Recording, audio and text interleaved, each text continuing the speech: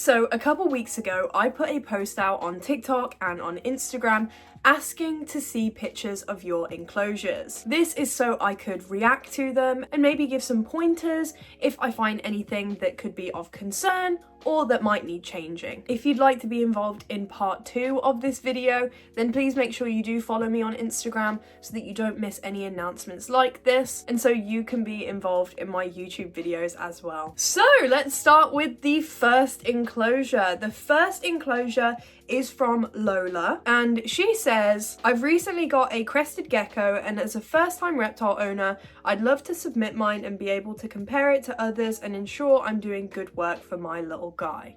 So let's have a look at this crested gecko enclosure. Okay, so initially looking at it, the clutter is amazing. Crested geckos can be a little bit more shy and reserved. They need a lot of things within their enclosure so that they feel nice and comfortable whilst they're moving around. I love that. I also see that you are providing UVB and also a heat source, which is fabulous. If you as a viewer aren't already providing your cresty UVB, then good options are either the 2.4% for babies or the 7% for adults, and the brand that I recommend is the Arcadia T5 linear UVB units. So when I look at the enclosure itself a little bit more, there's a couple of things that I would probably change, and one of them being the vines within the enclosure. So when we put anything into a reptiles enclosure, we want to try and avoid things like fabrics or anything that might potentially be dyed.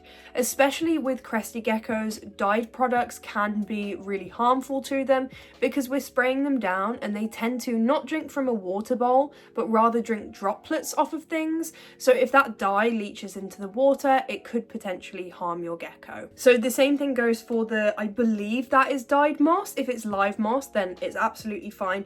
But I'd probably take out the dyed moss and the fabric vines. The fabric vines will mold over time and they will harbour bacteria. But other than that, I think this looks absolutely fabulous, and I'm sure you have a very happy crested gecko. So the next person is Lava Art on Instagram. They said, here's my enclosure for Ash, my ball python. He's in his sky hide in this picture. So again, the clutter is brilliant. You know, I'm seeing lots of places for your ball python to climb, like the sky hide or like the little hammock. You just have to be careful with hammocks and things like that in case they potentially get stuck through them. That has happened before. And they do also harbour bacteria as well. It will start to mould in a ball python enclosure. So instead of putting that like twine fabric in, you can drill holes in pieces of cork bark and hang that up instead. And that will last you a lot longer and it's going to keep your enclosure more sanitary. I also love the fact that you are providing UVB and overhead heating. That is amazing. You know, royal pythons really do benefit from it. One thing I will say is with the UVB, you want your UVB to be next to your heat bulb. So I see what you've like tried to do. You've tried to have like the heat area and then like the UVB area with like the different basking levels, which is a great idea, but your royal isn't going to get the benefit from the UVB if it is on the other side of the enclosure, because when we think about the sun, they're getting both at the same time when they're basking in the sun. So we want them to be able to move away from that UVB if they want to, or move away from the heat. And at the moment, because they're on either side of the enclosure, it can be hard for them to do that. So I would probably move the UVB over by the heat bulb and then your enclosure will be great. So next is Sophie's Pottery and Reptiles. Let's have a look what she said. For my Kenyan sand boa Frankie, he has a 50-watt halogen, 7% linear UVB. The substrate is 60% soil, 40% sand, and it's fully bioactive with orange isopods and springtails. I made the sandcastles at Pottery for his hides.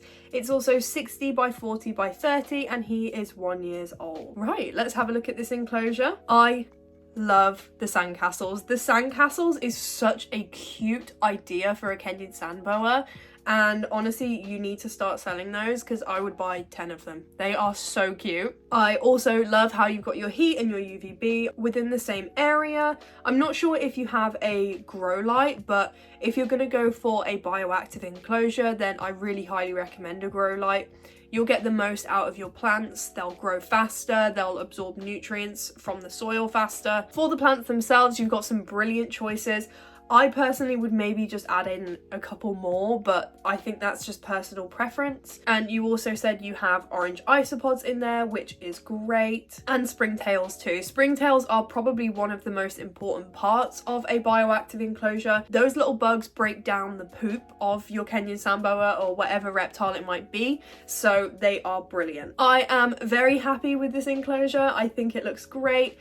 If I was going to change anything, I would probably just add in a little bit more substrate, but I have the Terrarium enclosures too, and I know it can be difficult because the dirt gets stuck in the locks and things like that. But as long as you've got between 4 to 6 inches, then you're good to go. They will appreciate that. So next we have, and I do apologize if I say this wrong, Mike Van Steenbergen, and let's see what they've said. Hey, I saw your TikTok about reacting to setups. I would love your reaction on mine. This is the first one without the lights on, of course. It's for a female crested gecko. She's a red lily white, very nice, and almost 2 years old. Let's have a look. Very nice. Lots of clutter, lots of coverage, and a beautiful bioactive enclosure, and the background looks great too. One thing I will say is, and this isn't something that you need to go rush to change, but I've heard that crested geckos have issues with climbing on the cocoa fiber when we put it on our backgrounds. So, and it's the same with gargoyle gecko. So my gargoyle gecko, I have seen her struggle a little bit, but it has a lot of cork bark within it, and this enclosure wasn't actually designed for her. So I think in the future, when I redo my enclosures and make new backgrounds, I might find a different way to cover up the expanding foam because they can't properly grip onto that cocoa fiber, but it does look really good. And then they said, this is the second one, also for a crested gecko, but this time a man. He's 1.5 years. Again, looks absolutely fabulous. This is a really good size as well. Obviously, it's quite hard to grasp the scale of enclosures, especially when I believe that one is handmade or a brand that I'm not sure of, but I can tell pretty well. Like, I've looked at enough enclosures now to know, for example, when something is 18 inches deep rather than 2 foot. So yeah, this looks brilliant. Okay, so the next enclosure is Fishing with Noah 24 on Instagram, and he is sharing his crested gecko enclosure. Loving the plant coverage. I would probably add in some more hardscape. So hardscape is like the big pieces of cork bark, you know, branches to climb on and stuff like that. Crested geckos and gargoyle geckos both love branches that are about as wide as they are. So what you can do is you can silicone them in horizontally like that on either side so that they can lay on the branches, and they will do that. They do love doing that, and I believe Exoterra sells like bamboo ones that you can just like suction cup in, so that might work well for you too. But it just gives them more secure resting opportunities rather than just having to use the plants. But looks good. So editing Ellie here, I didn't notice until I started editing that you are using a heat mat on the side of your enclosure. So heat mats are fine, but for crested geckos, it's a lot more natural for them to get their heat from the top, especially because they will move up and down their enclosure to be able to regulate their body temperature a bit better. So they will go further down to cool themselves down, and if that heat mat is on the side, then they can't really do that. So yeah, I just wanted to add that in. And then this is his leopard gecko enclosure. So the size looks good. I believe this is a 36 by 18 by 18. That's what it looks like to me. With the heating, same idea as the royal python enclosure we had. You have to make sure that your UVB and your heating is within the same vicinity of each other so that they can properly benefit from it. I'm pretty sure the two at the front there are hides, but I would definitely add in maybe another hide, some more clutter, and you know, your enclosure is actually quite tall, so I don't know if this is maybe 2 foot tall, but I would add in some branches and stuff, maybe even silicone in some ledges on the back so that they can use that height, because they will climb. Leos will climb. Just make sure that it's nice and safe if they do fall. There's no like sharp objects in there or anything, but give them lots of climbing opportunities and they will use it. Okay, and they have actually sent me another enclosure. This is their fire belly toad setup. I have never kept fire belly toads, so I don't know too much about them, but yeah, this looks pretty good. I know someone who has kept them and they did actually do a paludarium setup for them and they really enjoyed that. I know that they really do love to swim, so maybe in the future that's something that you could think of doing. Okay, so next is President Hannah's #1 fan and she said, "Hi, this is for your enclosure vid. This is Eric, the leopard gecko's enclosure. We do have more things coming for him as we got him yesterday, but this is his home for the next few days till we move in." So similar sort of thing, make sure your UVB is next to or right by your heat bulb. The clutter though looks fabulous. This is what I like to see. I can see that you're trying to use a little bit more of the top of the enclosure. A great way to utilize height in an enclosure is creating backgrounds. So you don't have to make them yourself. Companies do sell them, but they're very easy to make with expanding foam, silicone, and either dry lock people can use, cement, or cocoa fiber. That way you can create ledges. You can even create hides. Riddler's Reptiles has a great video about creating a bioactive setup for his leopard gecko, and you can see in that video just how he utilizes all of the height within his enclosure in a safe way for a leopard gecko. Substrate wise, I don't mind these types of substrates, but if you want to go for a more natural feel, then topsoil and play sand with your current substrate mixed into it is going to be more beneficial, because leopard geckos are not a desert animal. It's a common misconception. People think that they are running around sand dunes, but it's actually not true. They live in very rocky mountains where the ground is in fact soil. So if you want to go for the naturalistic setup possible, then that is a good thing to go for. Here in the UK, you can get your topsoil from Wix. Just make sure that it is organic and it's not got any fertilizers in it. Okay, so next we have Barbara Miller, and they said, "Hi, I'm sending a photo of my terrarium for your TikTok video. It's for 2 crested gecko girls. One is called Haru and the other one is Prawny." Okay, let's have a look. Okay, so I love how you have utilized the space within your enclosure. The background is very fun. You know, this is a great example of providing lots of different hardscape for your crested geckos to climb on. Now, I'm not sure if I got this right, but if you are keeping your 2 crested geckos together, you are going to end up having problems. I have done it myself a long time ago, many years ago, 6 or 7 years ago. I would keep female crested geckos together, and I'd even keep trios. And people who say that nothing goes wrong is lying. Things do go wrong. Geckos will drop their tails eventually. They can end up with bites. They can end up with missing toes. And yes, they will encounter each other in the wild, but the difference is with the wild and an enclosure is that in an enclosure they have nowhere to escape. That gecko can just be chased and chased and chased, and without you knowing, you know, we aren't monitoring our animals 24/7, so I would definitely think about separating them just for their own well-being, because competing for resources can actually look like cuddling. So when we think that they're being cute and they love each other, it's actually a completely different behavior and the opposite to that. But other than that, I think the enclosure, like I said, the hardscape is great. I'd probably add in some more foliage so that they can hide behind it and nestle behind it so they feel nice and comfortable. And I'd also probably take out the rope swing because, like I said, it can harbour bacteria. Okay, and next is Casey Fleming, and she says, "This is a 50-gallon philo zoo for my 2 kinked female garters. My blue-sided is Ursula, she's roughly 2, and then I have a Morgana, a Santa Cruz garter, and she's roughly 1.5 years. Both total crack asses, never really handle unless they jump out the tank or bite me. They have a large soaking dish, halogen heating with multiple layered basking spot, Arcadia linear UVB, and a crow light. I have new lights that aren't as purple. They will be replaced when they get an upgrade to an 80-gallon philo zoo.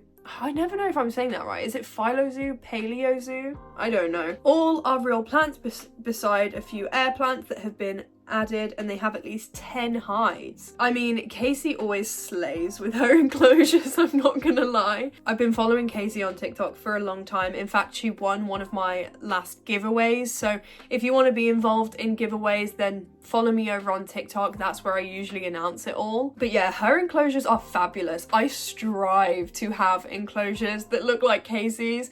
I literally could never. I don't know how she does it. But yeah, chef's kiss. I literally don't have any comments to make other than I am jealous of your talent and your skills. Like, this is amazing. I mean, I also don't know much about garter snakes. I will say that here in the UK, they are not common, like at all. You rarely see them for sale, and they are definitely around, but yeah, people don't keep them as commonly as pets as they do in the US. But yeah, looks brilliant. Thumbs up. Thumbs up from me. I love it. Okay, so next we have Katie's Reptiles, and they said, a photo of my gargoyle's bioactive setup for the YouTube video. I would love some ideas of something to add. So I feel like I'm repeating myself a lot. I do apologize.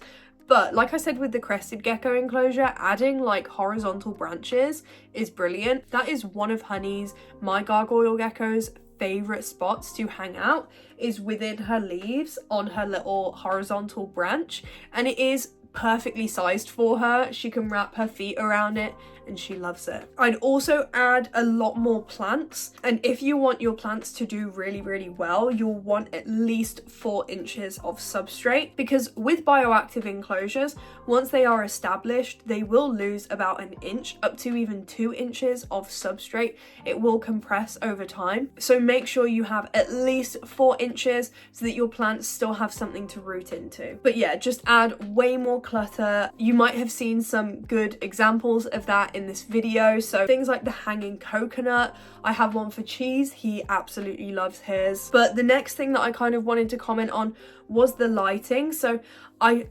don't know exactly what it is. It wasn't mentioned, but it looks like it is a compact UVB bulb. So that is something that you want to avoid with reptiles. Compact UVB puts out very inconsistent wavelengths, which can actually cause burns to your animal. Anytime people have something bad to say about UVB and saying don't use it for your snakes, for example, because your UVB will cause burns and can cause this problem and this problem, it's always compact UVB. You are not going to have this issue with linear UVB as long as you are using the right percentage. So I would switch over to the 7% Shade Dweller unit by Arcadia, and I would probably take out that bulb ASAP. As for the other bulb, I don't know if that is a heat bulb or not, but I know what this is fitted into. It's the canopy lid. So the canopy lid can be a bit annoying because you can't really fit a thermostat to it. So if that is a heat bulb, then your thermostat might not actually be doing what it is supposed to be doing. And for gargoyles, you are going to want a heating element because they do like it slightly hotter than crested geckos.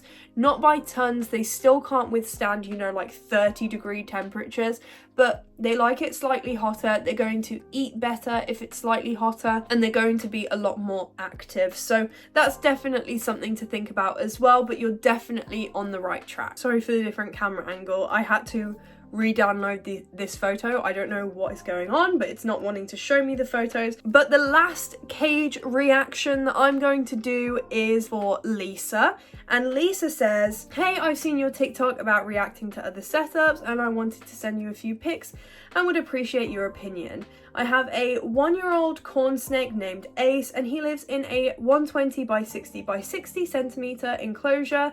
I'm open to any tips or advice. So first of all, that is a brilliant enclosure size. That's what I have for Kiki. She is my, I believe, 5-year-old corn snake, and she's doing really, really well in it. Now, I know you sent 4 photos. Unfortunately, it's only allowing me to download the 1, so I'm not sure if it's in other videos, but I can see you have your heating, your overhead heating, which is great. But I would also provide some UVB in there just to brighten up the enclosure as well. Obviously UVB has its benefits for snakes. With such a big enclosure like that, it's going to be easier to get your proper day and night cycle if you provide your UVB, and even alongside an LED is great too, especially for an animal like a corn snake who isn't necessarily nocturnal, and I would say is awake during the day a lot more, to call them crepuscular. I know that's what they are, but I found that corn snakes will be